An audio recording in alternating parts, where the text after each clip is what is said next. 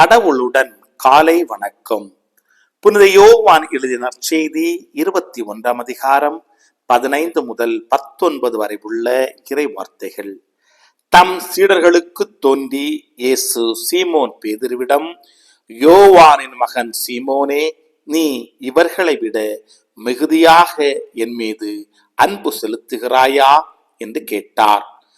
அவர் இயேசுவிடம், ஆம் ஆண்டவரே, எனக்கு உம்மிடம் அன்பு உண்டு என உமக்கு தெரியுமே என்றார். இயேசு அவரிடம், என் ஆட்டுக்குட்டிகளை பேணி வளர் என்றார். 2ஆம் முறையாக இயேசு அவரிடம், யோவானின் மகன் சீமோனே, நீர் என் மீது அன்பு செலுத்துகிறாயா என்று கேட்டார்.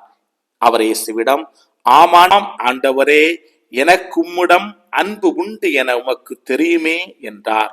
இயேசு அவரிடம், என் ஆடுகளை மேய் என்றார். 3ஆம் முறையாக இயேசு அவரிடம், யோவானின் மகன் சீமோனே, உனக்கு என்னிடம் அன்பு உண்டா என்று கேட்டார்.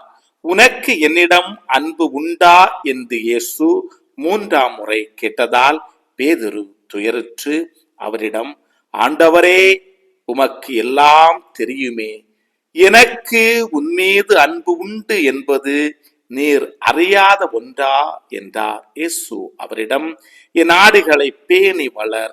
நீ இளைஞனாக இருந்தபோது நீயே இடையை கட்டிக்கொண்டு உனக்கு விருப்பமான இடத்தில் நடமாடி வந்தாய்.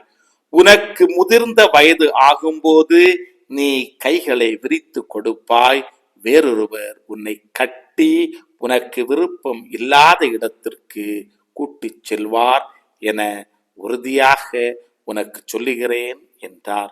பேதுரு எவ்வாறு இறந்து கடவுளை மாட்சிமைப்படுத்த போகிறார் என்பதை குறிப்பிட்டே அவர் இவ்வாறு சொன்னார்.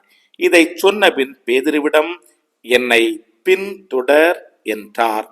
கிறிஸ்துவின் நற்செய்தி. இந்த நாள் இனிய நாளாக அமைய வாழ்த்துக்கள்.